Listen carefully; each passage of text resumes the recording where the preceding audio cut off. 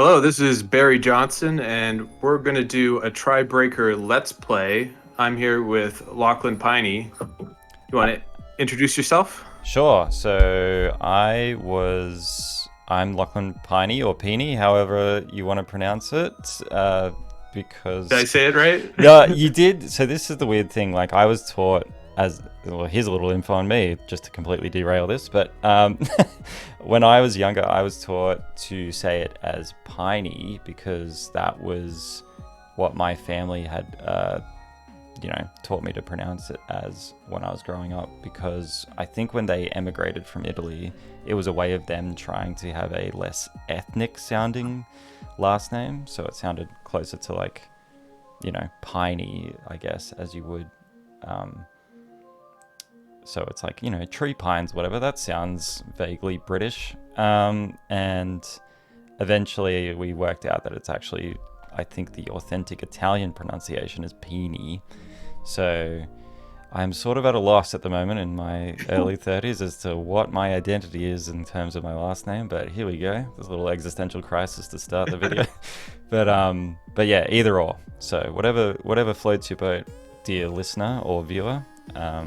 But yeah, so I was the story slash cutscene artist on Tribreaker, and Josh did the game art, which you will see plenty of in this video today. But we just wanted to cover a few things, just to answer a couple of questions we got from Twitter and address some of the feedback that we'd heard from various sources about some of the level difficulties. Was it right, Barry? And Yep. yeah, and just also get a bit of an insight into what some of the thoughts were behind some of the art and levels.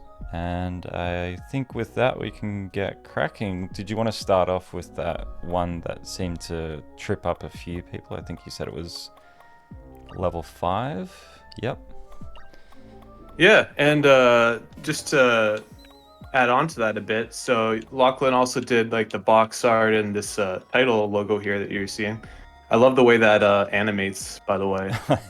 Yeah, it just had to be super extra so that it's like clearly, I don't know, tonally I think this game is a bit like, I think we wanted to lean into a more over the top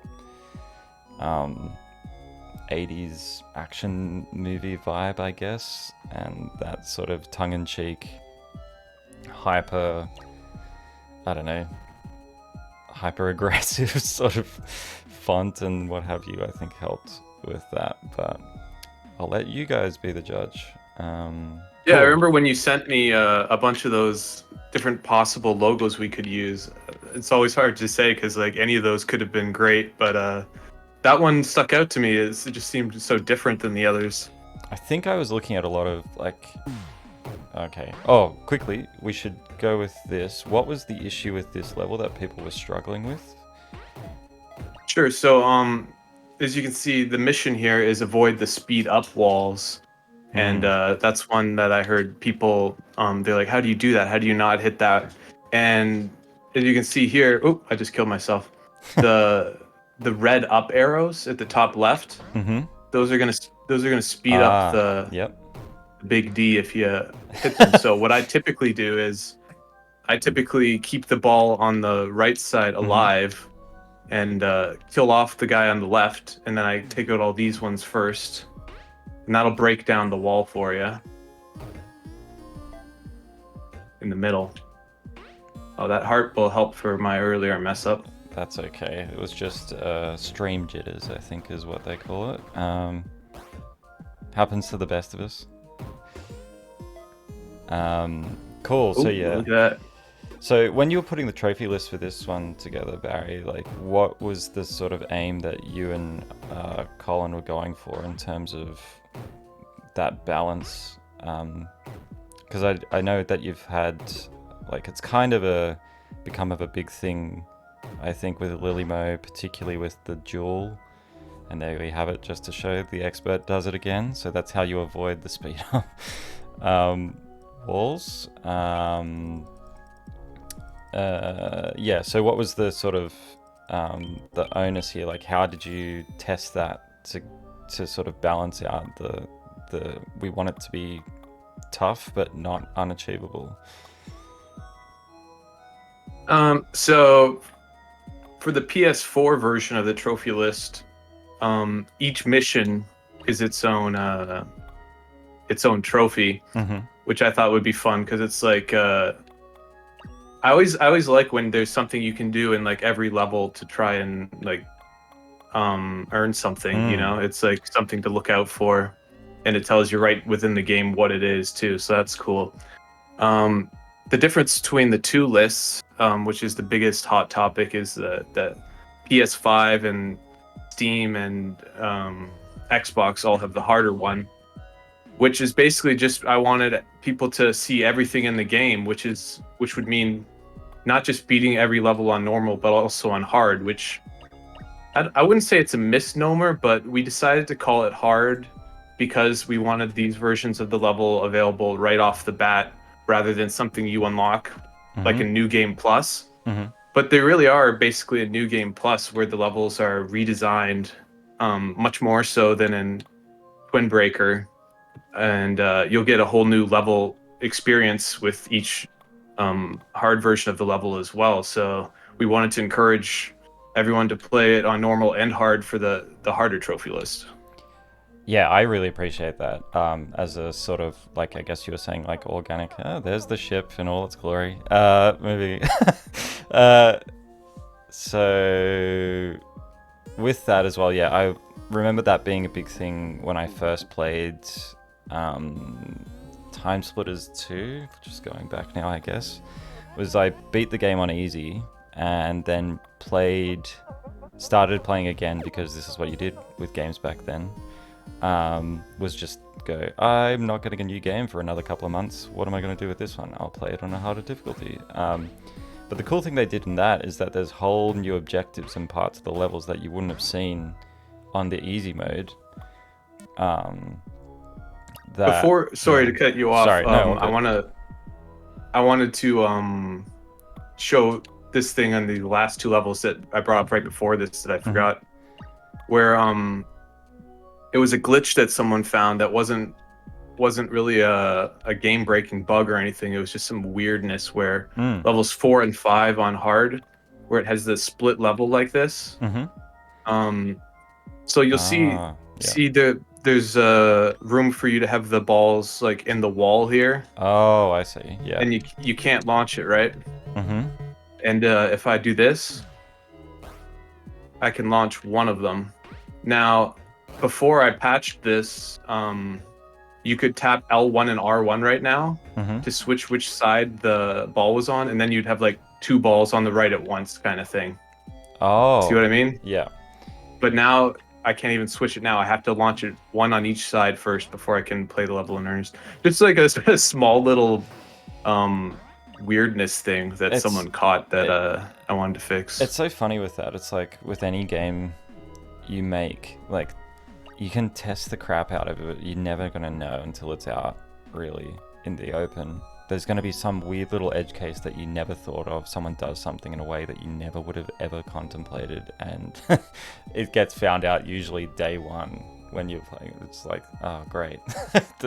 Yeah, I think a part of that is that when you've been playing the game, play testing, and working on it for like so many hours, you end up like you know exactly how to beat each level. You know what not to do. So the things that people would do their first time playing a game they don't understand, testing the boundaries of it, not understanding the objective fully yet, will be completely different than someone who knows exactly what to do all the time. And these things I'm not going to run into because I'm not going to like make that mistake or do that weird thing that someone would do when they're trying to figure the game out. Yeah, 100%. I think you just get into a flow of it, I guess, after a while, once you've sort of seen through the matrix of sorts, to just get through as quickly as possible to see if you can beat the game, I guess, quickly and try and break the game in ways you think that it would be broken. Oh, try break it? Yes, that's exactly right. Clues in the name. So I want to call out something, small detail here with these animations that that Josh did when the ships all blast off. Mm-hmm. You'll see they leave a little smoke trail that Mm. spells out each of their names. Oh, So that's. keep an eye out for that as the transition I thought happens. I saw something. Yeah. So the greeting salutations. What was? Is that just Big D on the? Yeah, Big D. I'm so So glad that we went with that in the end. this level's Yeah. the one that's been called out the most, I think, for how hard it is. Right. And what are people struggling with specifically, Barry? Do you think that has come across? Well, it is a hard level. I knew when I Mm-hmm. set it up and when I was testing it, like there's sometimes that Mm-hmm. I don't get the mission done or the S rank or whatever. So it's just because the bricks are moving Horizontally. off screen Yeah. so quickly, and it's easy to miss one if you really have to master the steering for this, and that's what it is. And this is a pretty early level, so I think people hadn't quite mastered the steering yet when they're playing this level the first time, and they Yeah. kind of got stuck on it trying to get the S rank before moving on. When I And did some. it had, Oh, sorry. I was just go going to say, ahead. when I did some early tests, I think this was the one that tripped me up too because I hadn't gotten used to it. I think this is probably a good, not filter, I guess, but like. Uh-oh. Oh. I almost got myself in trouble there. But yeah, this was the one that I think it's like it really tests. It's a good early test, I would say, to get people accustomed to how the launcher pilots or controls, because it's like you don't want people getting to like end game stuff, not like having yeah. So that's one thing I can comment on as well is some people struggled mastering the turning and knowing which way they're oriented when they're steering. If Nice work. and I understand that it's like a decision, right? When you're doing the controls, do I want to have it so that it's a constant one direction turn if you hold the button no matter where you're facing, or do I want to have it so it's like one direction? Like for instance, it could have been that the right bumper always makes you go towards the right side of the screen and the left one makes you always go towards the left side of the screen. But I felt like that would be weird when you hit that straight angle and then you have to like swap controls to like get a little bit further in one direction. It gets really weird, right? If you're facing all the way right and then you hit the left bumper, does that make you face upward or downward as you go to the left? Yeah, Like there's issues if you go in that route. It's such a tricky thing because it's basically determining what the context of we're getting into the weeds on what is essentially like a little ball like bouncing across the screen, but it's amazing how complicated something so simple can get. But particularly when you just get into the weeds of doing any sort of control scheme or development like this, the thing that gets tricky about this one in particular that you were saying, I think, is just determining what context the controls should be viewed from. So whether it's the context of you're thinking of it as if you're like almost in first person piloting this. Yeah, that's the route I went with, just to avoid that issue I was talking about of when you're oh shit, this is actually trouble. Sorry, I just messed you up mid double ball when you can't hit the death walls there. But what I did change about that was a suggestion from, I think it was Joe the alt gamer who said this. I might be wrong about that, but someone gave feedback where they said it would be easier to get that down if the input stayed on the screen longer. So it's the left and right steer buttons appear on the screen for a longer time, and they flash quicker back when they fade out. And another thing about it is, what was the mission on that level? I completely you got it. spaced I think out. it was not to hit the death wall, wasn't it? Yeah, I thought it was, but I thought I just saw that I failed the mission. I wasn't really paying attention. Anyway, the other thing about it is, like, see if I hold right down. Oops. Yeah. Well, I'll just let it build up for a while first and then do it again. But what I want to demonstrate is that when you hold down either or, when you have enough fuel, it'll only display the one you're holding, right? Yeah. So that kind of should illustrate to you that, like, I'm holding the L and it's steering me in the way that button is in front of my guy. If that makes sense. No, I'm with you. I always associate, because I played a chronic amount of Rocket League back in the day, is that there's that option in Rocket League where you can change the camera or change the setting to either have the controls be context to either be from the car or from the world. I ended up doing it from the world perspective because it's like more about trying to hit the soccer ball and stuff. But it is an interesting conundrum because early game, I felt in that game, it was easier to control it from the car perspective, but the camera was more erratic, I found.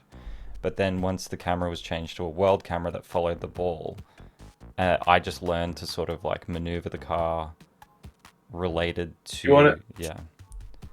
So I played that game a whole lot, Mm, like loads, like every day basically for years. yeah. And it's funny because I know exactly what you're talking about with like the world or the ball cam it was called, right? Where we Hmm. hit triangle and it's Mm. I never used it. I never liked Interesting. that and I completely remapped that to reverse cam, which I used all Oh, the time.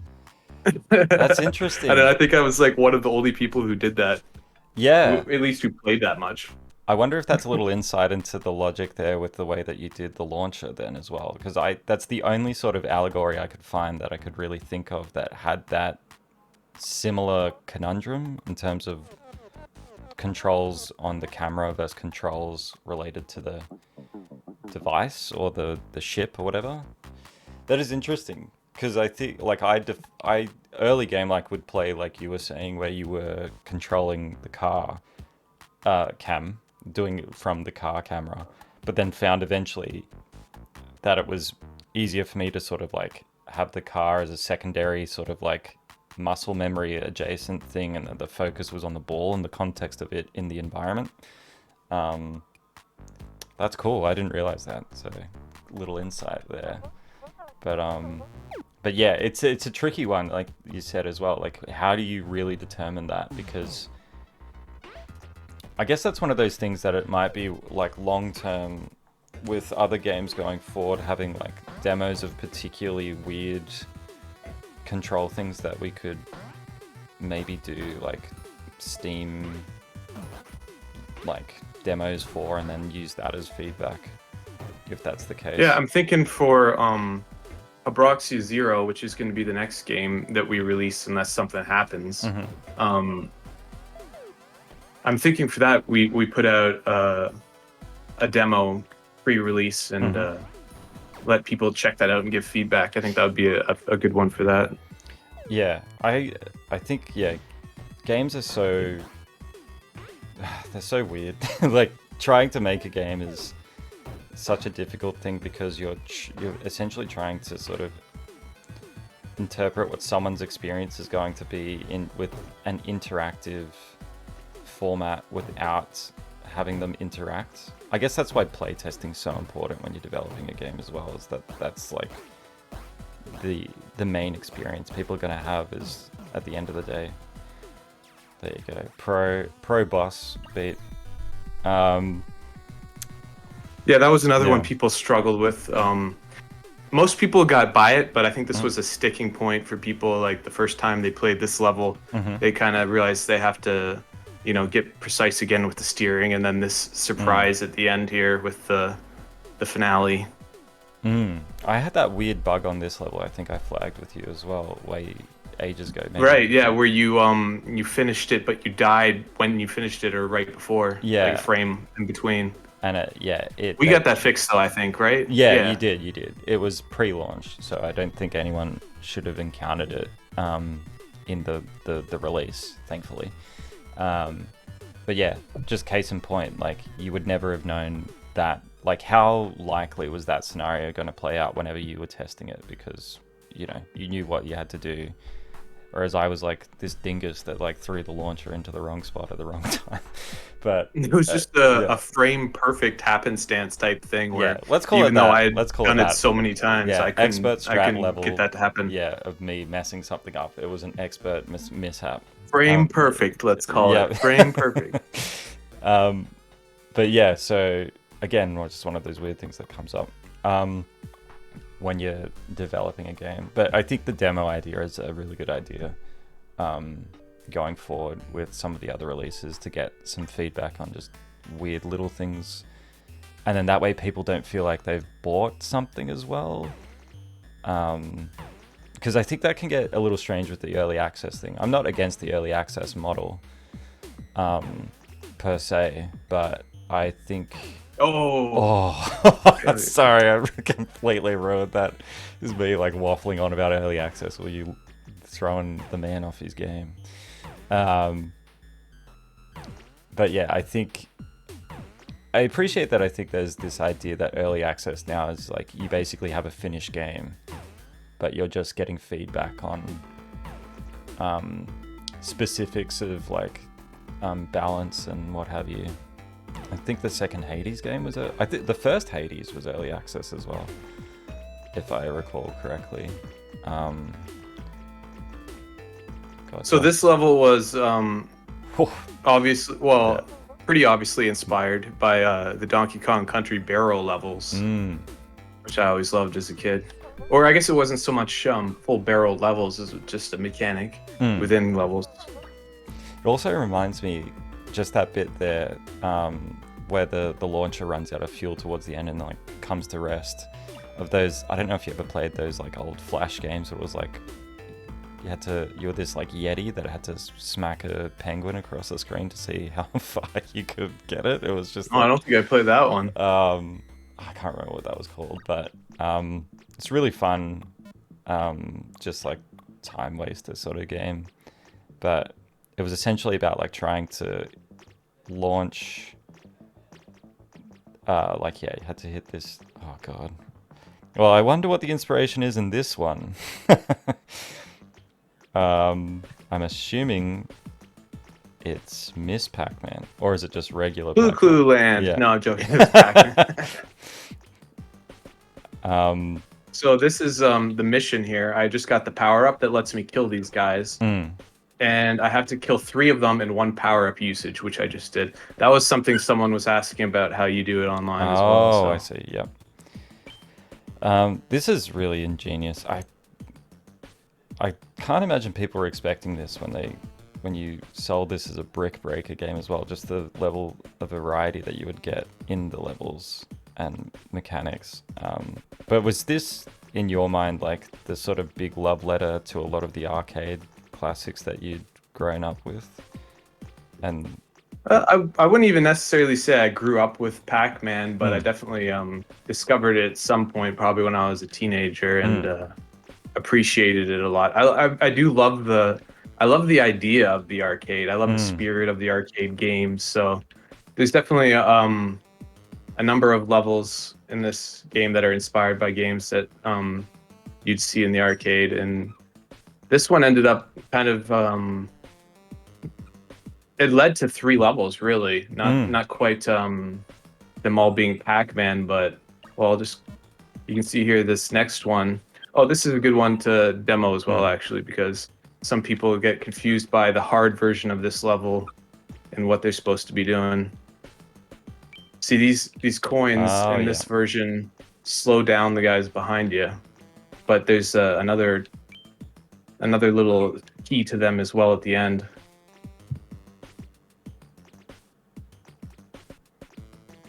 Wow.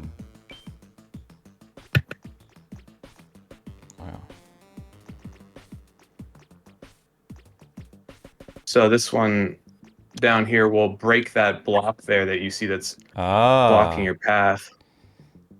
Now you can actually finish the level. I love what Josh did with the background, like hieroglyphic tiles here.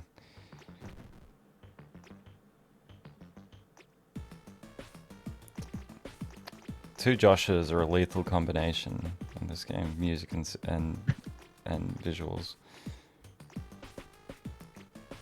Whoop.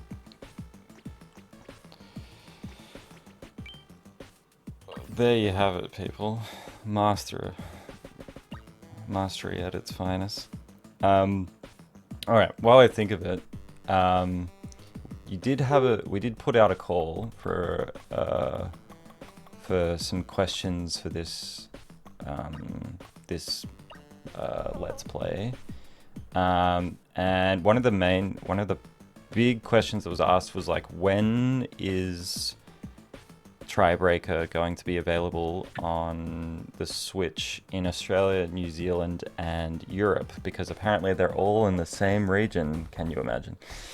And the answer to that question is the 2nd of January 2025. So the 2nd of January 2025 is when Tribreaker will be available on Nintendo Switch in the EU region, which encompasses Australia and New Zealand as well.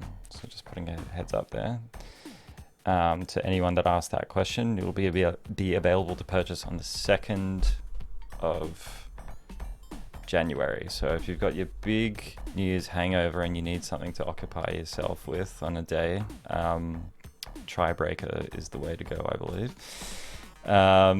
And then we also had a couple of questions from Twitter/X/ whatever you want to call the service. Our first is from Stanley Young, aka @YourUglyClone. What prompted the removal of the 4 paddle missions that were in Twinbreaker? Also, can we catch the recording? I guess this would be the recording, so I'm not sure if that's maybe asking when can we catch the recording. I think he said where can he catch it, right? Okay. Oh yeah, I just can't read. Thank you for saving me there, Barry. Where can we catch the recording? This will be on YouTube. Are you gonna... if you're watching this, you know already. Yes, good point. But YouTube on the Lilymo YouTube channel. Otherwise, are you going to put it on Twitter/X as well? Yep. Okay, cool. Well, hopefully it's not too long a recording for that. It should be okay though. I think, how long can the videos be on that service? I think we're good. Yeah, cool. No worries. So there, wherever I just said, YouTube and X, I still can't get my head around saying. Anyway, whatever. It's neither here nor there. And the other question we have from... oh, wait, what was the first part of the question? What prompted... Oh, right. Sorry. The 4 paddles. Yeah, so what prompted the removal of the 4 paddle missions that were in Twinbreaker? So feedback, really, like, I thought those were fun levels, but a large portion of the people who played Twinbreaker, their feedback was these 4 paddle levels are too hard. I can't figure them out. The game isn't fun because of the 4 paddle levels, this kind of thing. So yeah, it was just an obvious choice with that many people not being able to enjoy the 4 paddle levels that we'd leave them out of this one. It's interesting. I vaguely remember them being kind of a nightmare when I played, but I think, yeah. I'm not sure. It's one. Oh, that's a sneaky. So this is why I played this level on hard, is because there's a trophy for beating. Well, there's one on each version of the trophy list. One of them's for killing this guy, and one's for not shooting him at all, I think, or just not killing him. Oh, I died right at the end too. I got him though. I'd have played better, but Pepper's on my lap here. That's okay. She's starting to whine at me, so I didn't want her making too much noise. No. She's happy now. That's all good. She's a gem. You don't want to mess with a puppy. Yeah. As soon as the recording's done, she'll start sleeping like an angel. Of course, so that's how it always is. Yeah. On that same thread, then we had another question from the Trash Man, aka Out of Tune Banjo, and it wasn't a question actually. It was more of a suggestion comment. DLC with more snake and music levels, smirky face. So I'm guessing this is that's a popular set of levels that you've put together in this release. Again, I guess tying into the variety of levels that you get in this game, that it's not a conventional brick breaker in that sense. The music levels. Yeah, I think the snake levels were polarizing for people, because some people were like, "Oh, these are tough. I don't want to play these levels." I think that kind of thing. I think that's a thing as well with the how how well you can control the launcher, I think, is indicative of like how much you enjoy or dislike those levels too, right? Would you agree? Or I think the snake ones are that's like pretty direct control. I don't know if yeah, people struggled with it on those ones. mm, It's faster though. That's the thing. okay, Like it's a Snake style game and it's a Tron style game, but you move like pretty quick. mm, So even if someone's played the old version, it might be trickier for them to do it at a faster right, speed type of thing. mm. I'm just It's good to hear that Trash Man liked it though. I appreciate you, Trash Man. you're not trash in our eyes. Hey, he Um, likes the trash. yeah. um, so with that as well, so with the music levels, were you somewhat inspired by Rayman's music levels for that, or was that just a coincidence? No, I don't think I would tie it to Rayman, but I Mm, definitely love the music levels in Rayman. mm, Uh, it's funny, we experimented with a bunch of different styles of gameplay for that, and it was tough to like keep it on theme while also making the gameplay fun and accomplishing what I wanted to do, which was to have the gameplay impact the song. So if you like hit it late, it plays late. If you miss it, it doesn't play. That kind of thing for all the sounds. And we had one that was pretty close to like games like Amplitude or even like you could just say like Guitar Hero, but like on a controller. But it just didn't feel right to me to just have gameplay that didn't involve the paddles in any way. So that's how we ended up with what we got. mm. I think And I gotta give a big shout out to Josh for working mm, with me on that because every single note that you hit is a sound file that he exported and sent to me. So big shout holy out to him. crap, yeah, and it does come together quite nicely as well. Like the whole, like it does feel like an actual song too. And credit to Josh as well. The music in this game is exceptional. Yeah, it's just bopping along even in the menu right now. But yeah, I think it's kind of this one. I think feels like, in a good way, the kind of kitchen sink of like Lily Mode games, in terms of like having a crack at every possible sort of gameplay variety or like level variety and mechanic that you could, wring out of a brick breaker. So I think you're getting quite a few games in one with this. Yeah, I was so these each levels many of them are inspired by arcade games and whatnot, but Mm, the structure was kind of vaguely inspired by the WarioWare games where mm, you're just thrown into a bunch of different mini games so fast. But I didn't want it to be a like 10 to 30-second mini game. I wanted it to be like a 3-minute level to mm. more fully explore the mechanic. I think that's a really good format to follow as well. Particularly, I mean, I think the feedback you've gotten, at least from what I've seen, is that like it feels very fresh. Like you're never sort of in one mechanic for too long. You do get a really nice, like novel variation between the levels pretty regularly. Um, I don't know. That's a huge credit to you, Barry. I think just being like, hey, I wonder if this will work, and throwing it in. Yeah, two things I've heard a lot in the feedback that I've been very happy about have been one that it was a pleasant surprise whenever they discovered a level they weren't expecting, Mm-hmm. and the other is a lot of people saying that it feels like we improved on Twin Breaker in just about every way they could think of, which was my That's goal. great. So, and I feel like the team really came together and pulled that off, where every aspect is better than the first one in my eyes. So I'm very proud of that. Yeah, and I think you should also be proud of the fact that you're able to actually integrate people's feedback in a constructive way and use it to make things better and not, stick the bird up and be like, it's my way or the highway. Because I think that's, Unless you're colorblind, right? oh yeah, that's an issue. um, but on that, I think that's an interesting thing going forward with other titles as well. It's like, I think having something, this is my like incidental research on that. But having something where it's like a different symbol to correspond to different things, like an actual different graphic, can help with that, because you can associate graphics or like icons. Yeah, the funny thing Yeah. about that is they used to have like numbers on them, right? Just like the original Mm. blocks. But I was like, oh, I don't want people to think that these are worth more points than the other ones in this mode. So I removed any indication that people would have had.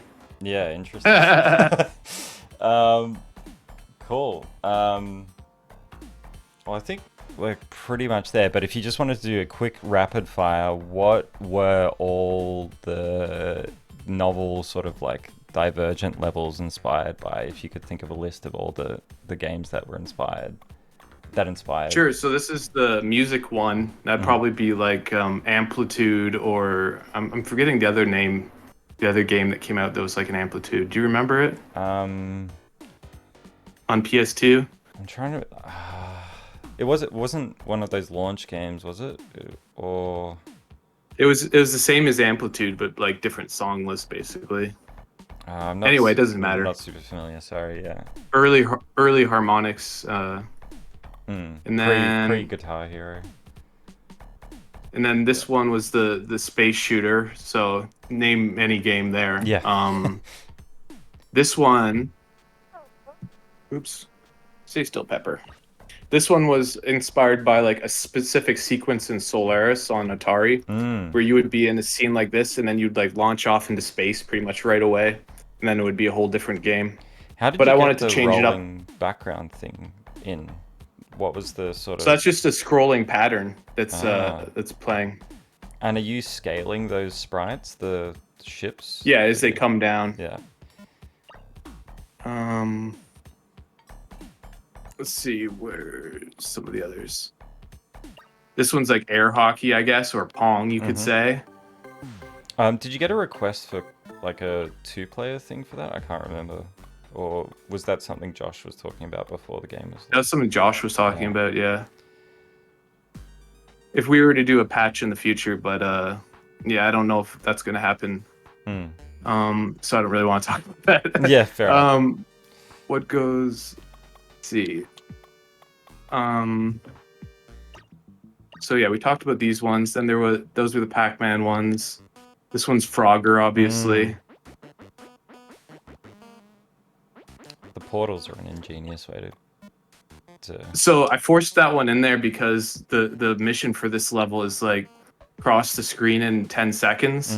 And because it was twice the height on the hard mode, I had to do something so that it was still possible. There you go. There's a little. This one was Jackal.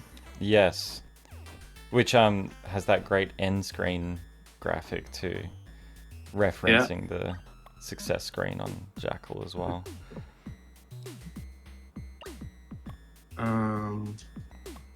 This one was inspired by Boost Rush on Habroxia 2. That was another one that messed people up, I think. Was the trophy for that on Habroxia 2, if I recall. Yeah, people got stuck on it. It was way harder on Habroxia. Let's see. So these are the Snake ones we were talking about, or the Tron in this case. Yes, the light cycle. Those were inspired by like Snake and the Tron levels, yeah. So yeah, that's most of them. I think I probably missed a few, but I think that's pretty comprehensive. I think we're at a good time to wrap it up. We've been going on for a bit here, so thanks everyone for tuning in. Thanks Lachlan for hosting this for me while I was playing and getting those questions ready and everything. My pleasure. Also, thanks for being such a boss game dev, Barry, as well, and making these great games. But if people want more of this, please, I guess, do the whole YouTube thing. Leave a comment. Let us know if you liked it. If you had any other suggestions for other things we could do or stream, or you know, other games we could play that you'd be interested in hearing our thoughts on, and do the whole like and subscribe thing. I know we've got to do the obligatory gross YouTube stuff, but here it is in all its glory. But thank you very much for watching, and we'll see you soon on the horizon in a new Lilymo title, hopefully in 2025. All right, bye guys. Take care. Bye bye.